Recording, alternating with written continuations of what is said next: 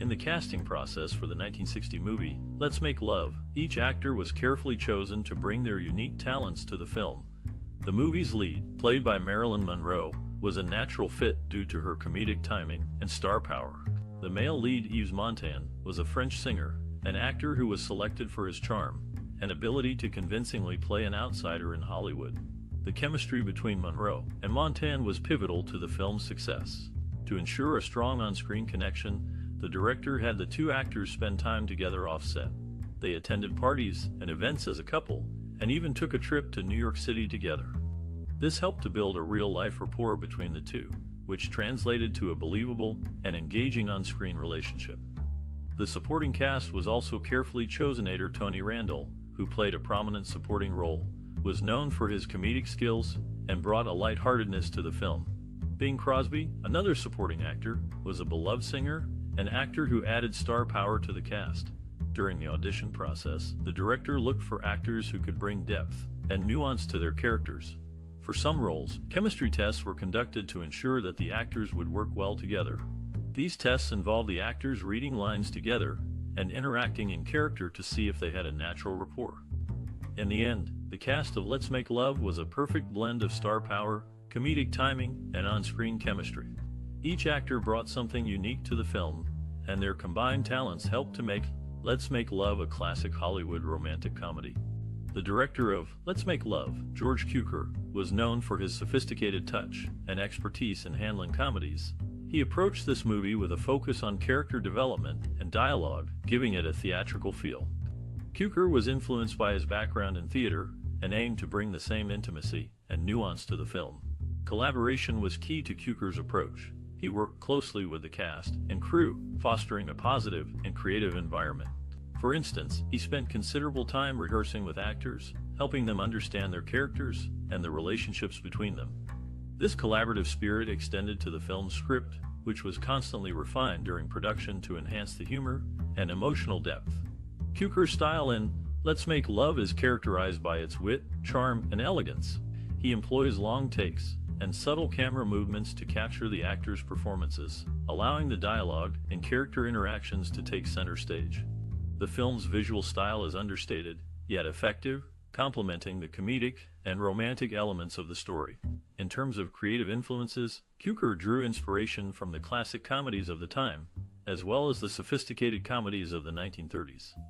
He aimed to create a film that was both funny and intelligent, appealing to a wide audience while still offering something special for those who appreciated the subtleties of character and dialogue. In Let's Make Love, Cukor successfully brought together a talented cast, a clever script, and his own unique directorial vision to create a film that has endured as a classic of its genre. His approach to the material, his collaboration with the cast and crew, and his distinctive style all contributed to the film's success, making it a memorable and entertaining experience for audiences to this day. Let's Make Love is a 1960 romantic comedy starring Marilyn Monroe and Yves Montand. This movie has quite a few fascinating behind-the-scenes stories. For instance, Monroe actually helped get Montand cast in the film. Also, during production, Monroe was dealing with personal issues, and her acting coach lived on set to help her through it. This movie remains a classic today due to its memorable performances and sparkling wit. Its exploration of Hollywood culture continues to resonate with audiences even now. Do you have a favorite memory or personal connection to this film? We'd love to hear about it in the comments below. Now, let's delve into some surprising facts surrounding Let's Make Love. While shooting, Monroe's acting coach stayed on set to assist her amidst personal struggles. Interestingly enough, she played a significant role in getting Montand his part. And despite facing challenges, Monroe shines alongside him, creating pure magic on screen together. All of this contributes to why this film still captures our hearts today. In the early 1960s, the production of Let's Make Love brought together various creative elements, resulting in a memorable cinematic experience. The film was primarily shot on sound stages in Los Angeles, where skilled designers constructed elaborate sets. One notable example is the lavish penthouse suite occupied by the character played by Yves Montand. This extravagant setting featured mirrored walls, modern art pieces, and luxurious furnishings to emphasize his wealth and charm. The movie also utilized exterior locations to capture romantic moments between its leads. Scenes were filmed at prominent California landmarks like Beverly Hills Hotel and Greystone Mansion, providing picturesque backdrops that added glamour and allure. These iconic venues attracted both fans and curious passers-by during filming, contributing to the overall excitement surrounding the project. Behind the scenes, logistical challenges abounded due to the large cast and crew required to bring the story to life. Coordinating schedules, managing resources, and ensuring continuity across multiple shoots demanded meticulous planning and organization. Additionally, the need to balance comedy and drama while integrating musical numbers called for exceptional creativity and adaptability from everyone involved. Despite these hurdles, the team behind Let's Make Love embraced innovation throughout the production process. For instance, they incorporated cutting-edge technology in the form of multi-track recording equipment, which allowed separate recordings of dialogue, music, and sound effects to be seamlessly combined during post-production. Furthermore, advanced lighting techniques enhance visual appeal, casting soft shadows and warm hues that evoke the golden age of Hollywood cinema. All in all, the making of Let's Make Love stands out as an impressive feat of collaboration, resourcefulness, and technical prowess, demonstrating how seemingly insurmountable obstacles can be overcome through dedication and inventiveness. In the 1960s, a romantic comedy titled Let's Make Love graced the silver screen. The film, directed by George Cukor, featured a star-studded cast, including the likes of Marilyn Monroe, Yves Montand, and Tony Randall. The movie revolves around a wealthy businessman, played by Yves Montand, who discovers that a musical revue is about to poke fun at him.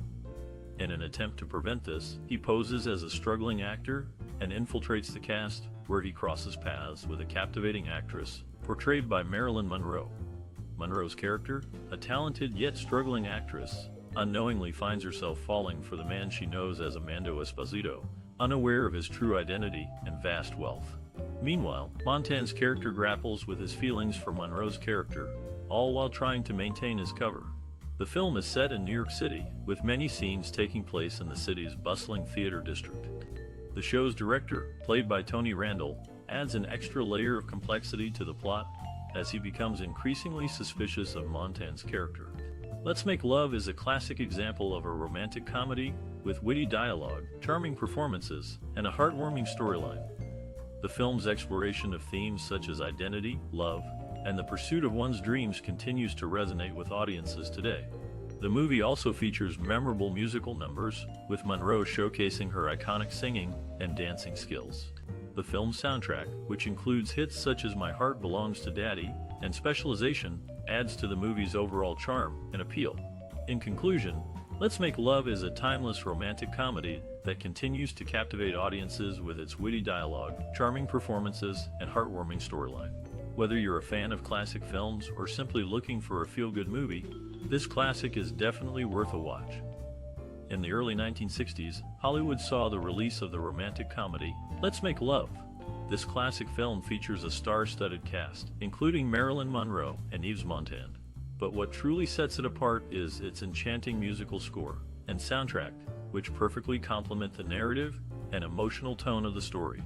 The film's composer, Lionel Newman, was already an established figure in the industry. He had won an Academy Award for his work on Hello, Dolly. For Let's Make Love, he crafted a delightful mix of light-hearted melodies and poignant tunes that capture the spirit of the movie. Newman's approach was to create music that would underscore the comedic elements while also highlighting the more dramatic moments. One notable example is the song My Heart Belongs to Daddy, sung by Monroe herself. The playful tune mirrors her character's flirtatious nature, contributing to the overall charm of the scene. On the other hand, songs like Specialization reflect the serious undertones of the plot through their thoughtful lyrics and somber melody. These contrasting styles demonstrate Newman's ability to adapt to different scenarios within the film, enhancing both the humor and emotion experienced by viewers. Interestingly, renowned singer Frankie Vaughan contributed to the soundtrack as well. His renditions of songs like Scouser Scotch add a touch of authenticity, capturing the essence of the film's setting and characters. When asked about his experience working on the project, Newman shared his admiration for Monroe, stating that she brought a unique energy to each take. Her dedication to delivering memorable performances significantly influenced the way he composed the music. Overall, the creation of the musical score and soundtrack for Let's Make Love remains a testament to the power of collaboration between composers, musicians, and actors. By blending various genres and styles, they were able to produce a timeless collection of songs that continue to resonate with audiences today. During a challenging period for Marilyn Monroe, she appeared in the movie at her heaviest weight on screen, notably hiding it with a bulky sweater during the song, My Heart Belongs to Daddy. French actor and singer Yves Montand made his American feature film debut in this classic. Additionally, Lisa Davis drew inspiration from the film's prologue about Clement's lineage to create a similar prologue for an episode of her comedy series Kingdom Come. One of the most memorable scenes in Let's Make Love takes place in a courtroom, where Jean Seberg's character, Amanda, is being sued by a millionaire named Georges Mertoil, played by Yul Brynner.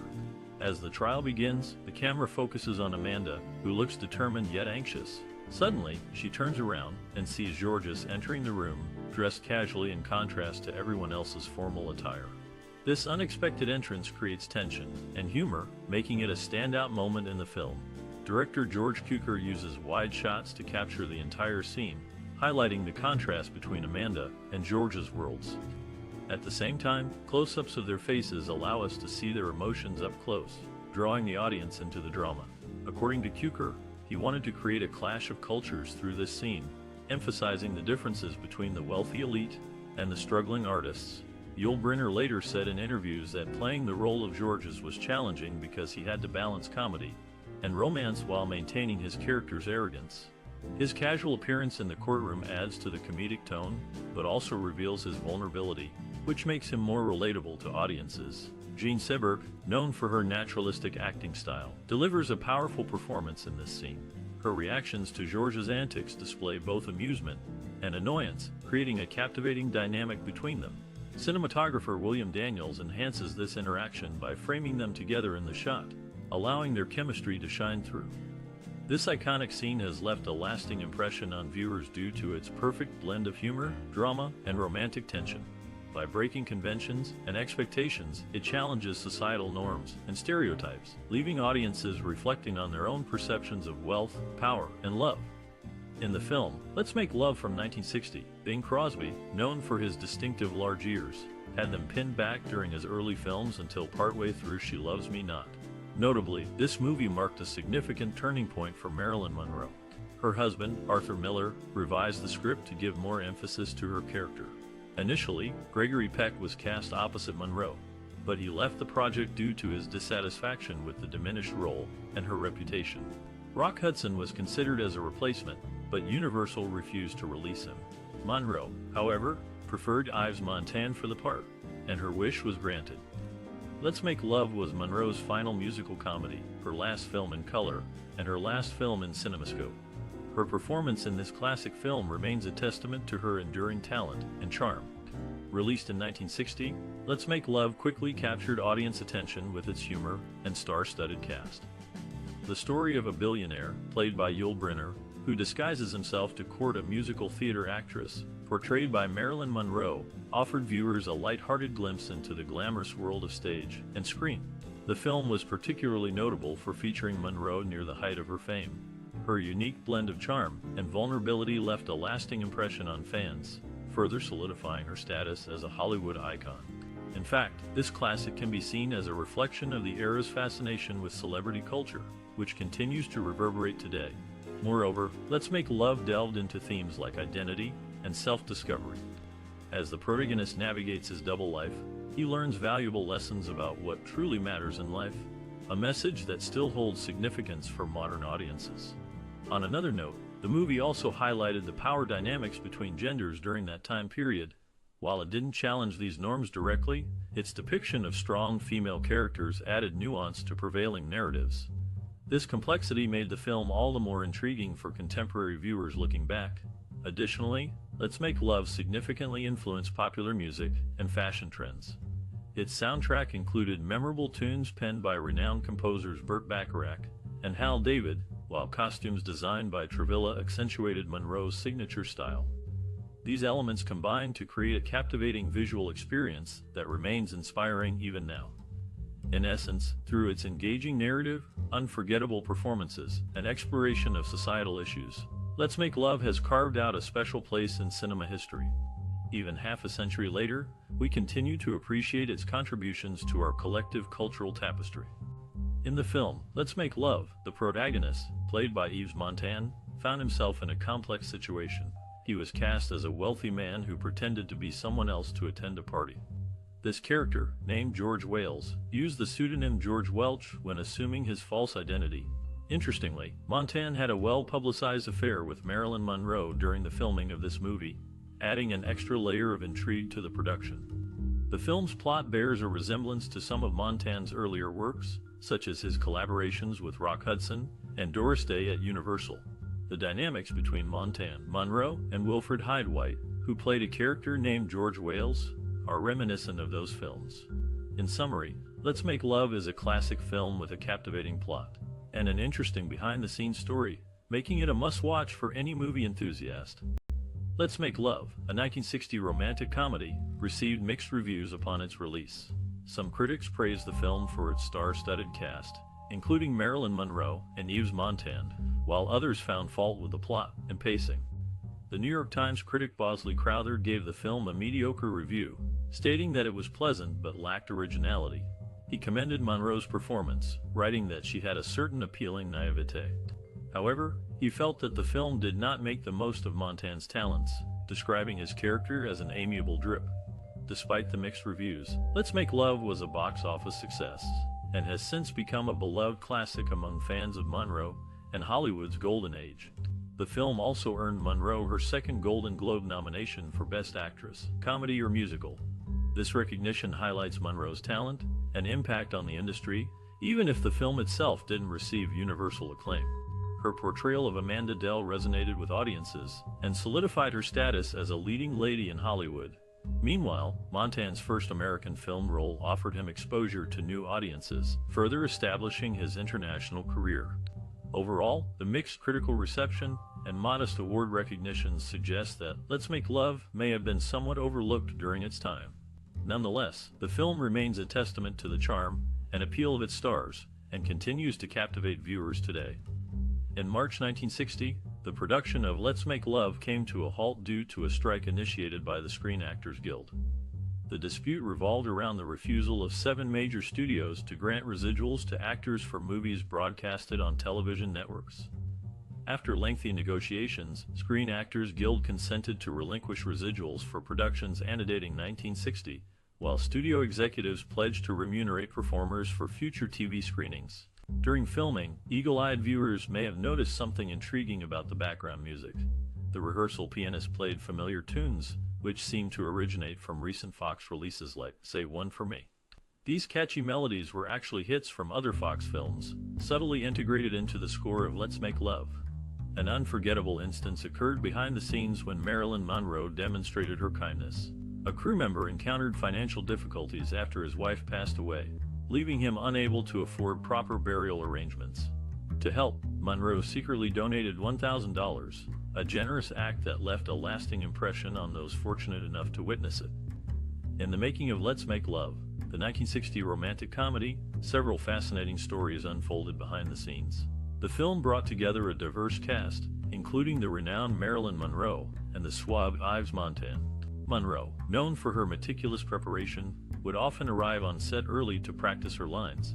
However, her methodical approach contrasted sharply with Montand's more spontaneous style. This led to a unique dynamic between the two, with Monroe's careful rehearsals meeting Montand's off-the-cuff delivery. The film also offered a glimpse into the golden age of Hollywood. The set was abuzz with activity, from the wardrobe department's intricate costume designs to the set designer's painstaking attention to detail. The crew worked tirelessly to create the film's lavish settings, from opulent mansions to glamorous parties. Despite the glamour, the production was not without its challenges. Monroe's well-documented struggles with anxiety and insecurity were apparent on set. Her lateness and occasional no-shows caused delays, adding to the film's already substantial budget. Nevertheless, the cast and crew persevered, creating a film that has stood the test of time.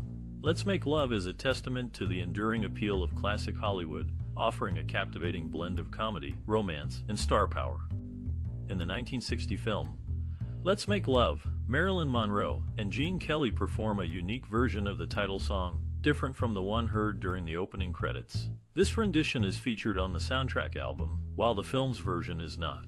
The movie's prologue, which delves into Clement's lineage, is narrated by an uncredited Richard Haydn. Tony Randall, known for his supporting roles, takes on a more serious part in this film. He becomes the straight man to Yves Montand's surprisingly comical character, a reversal from Randall's typical roles. Let's Make Love, a 1960 movie, has left a significant mark on film history. The film stars the legendary actor Marilyn Monroe and the renowned singer Yves Montand. This classic romantic comedy revolves around a billionaire who falls in love with a movie star, leading to a series of comedic and romantic situations. The movie is known for its witty dialogue, charming performances, and elegant costumes. It was directed by George Cukor, who was already an established director in Hollywood at the time. The film's success helped to solidify Monroe's status as a major star, and cemented Cukor's reputation as a skilled director of comedies. Let's Make Love had a significant impact on future filmmaking. The film's use of humor and romance as a winning combination has been emulated in many subsequent romantic comedies. Additionally, the film's focus on the glamour and excitement of Hollywood has inspired numerous other movies set in the entertainment industry. The movie also inspired several subsequent works. For example, the 1990 film Pretty Woman, starring Julia Roberts and Richard Gere, bears some similarities to Let's Make Love. In Pretty Woman, a wealthy businessman falls in love with a prostitute, leading to a Cinderella-like transformation. The film's success helped to revive the romantic comedy genre and solidify Roberts' status as a major star.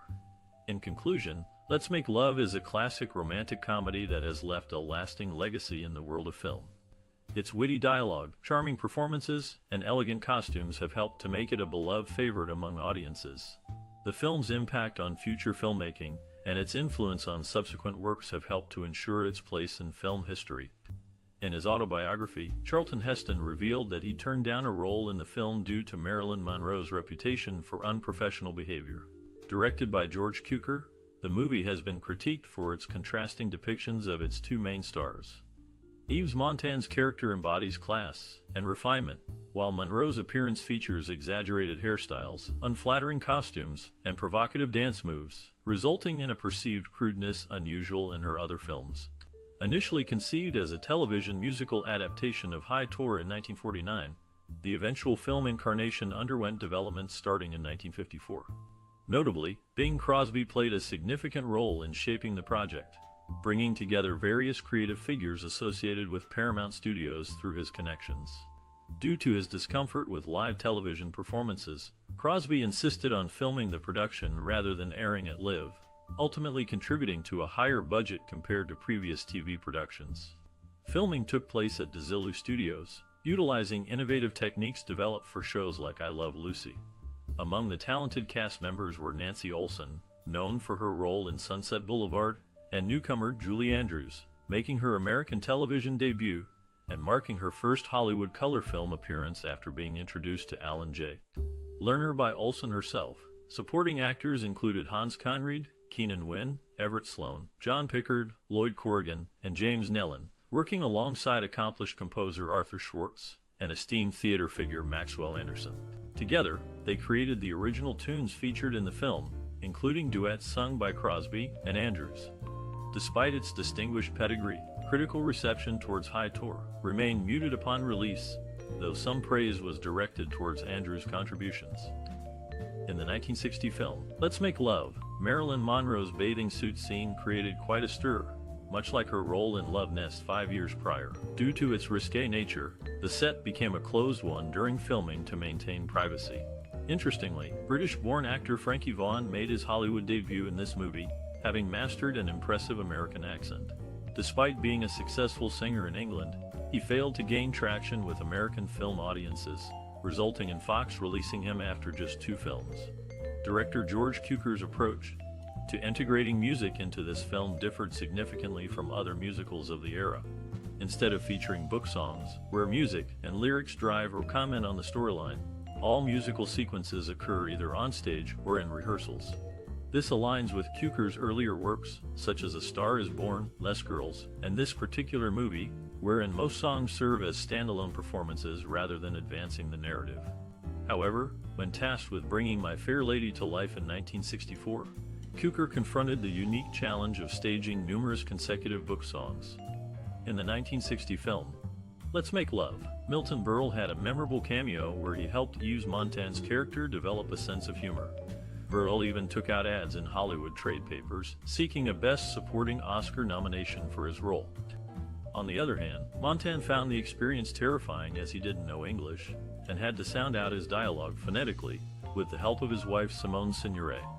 Interestingly, Montand had spoken English in the 1953 film The Wages of Fear. In a different instance, though most of the Broadway cast was retained for the screen version of My Fair Lady, director George Cukor insisted on Wilfrid Hyde-White for Colonel Pickering based on his experience working with him in Let's Make Love. Overall, the 1960 film, Let's Make Love provided memorable experiences for its cast and crew, leaving a lasting impact on the film industry. In the initial stages of planning for Let's Make Love, writer Norman Krasna envisioned the male lead as a rugged shit-kicker type, akin to Gary Cooper or James Stewart. However, several big-name stars, including Cary Grant, Gregory Peck, Charlton Heston, Rock Hudson, James Stewart, and Yul Brynner, all declined the role. Ultimately, it was French actor Yves Montand who took on the part, having gained recognition for his performance in the French-language film adaptation of Arthur Miller's The Crucible in 1957. Stephen Boyd was also considered for the role before Montand's casting. Meanwhile, Marilyn Monroe, who would eventually play the female lead, had reservations about the script. She agreed to appear in the film only to fulfill her contractual obligations with 20th Century Fox. Despite Monroe's lack of enthusiasm for the project, Let's Make Love remains a classic of its time, showcasing the undeniable talent and charisma of its two leads. In the film, Let's Make Love, the character depicted by Bing Crosby has a notable ending. Prior to his passing, he plays a round of golf, scoring impressively before suffering a fatal heart attack. Reports vary regarding his last words, attributing them to either "that was a great game of golf, fellas, let's go have a Coca-Cola," or simply "let's go get a Coke." The storyline of Let's Make Love mirrors that of the 1937 film On the Avenue, albeit with reversed gender roles. Instead of Madeleine Carroll objecting to her depiction in a stage production, it is now Yves Montand who takes offense, while Marilyn Monroe assumes the previous role held by Dick Powell. As for a subtle detail within the movie, keen observers may spot a photograph of Greta Garbo among the paparazzi shots displayed during the performance of Specialization. Did you know that Let's Make Love was released over 6 decades ago? This classic starred none other than the legendary Marilyn Monroe and Yves Montand. Maybe you watched it when it first came out, or perhaps you discovered it later on, but we'd love to hear about your experience. We're eager to learn how this movie affected you personally or influenced your view of cinema. Were you captivated by Monroe's charm and comedic timing, or did Montand's portrayal of a wealthy man stepping into the spotlight resonate with you? Share your favorite moments, quotes, or even costumes from the film. If you were inspired by this movie, tell us about it. Perhaps you found yourself drawn to acting, comedy, or fashion after watching Let's Make Love. We want to know what made this film special to you. Don't forget to like, share, and subscribe for more cinematic journeys through Hollywood's golden age. Your support helps us continue exploring these timeless classics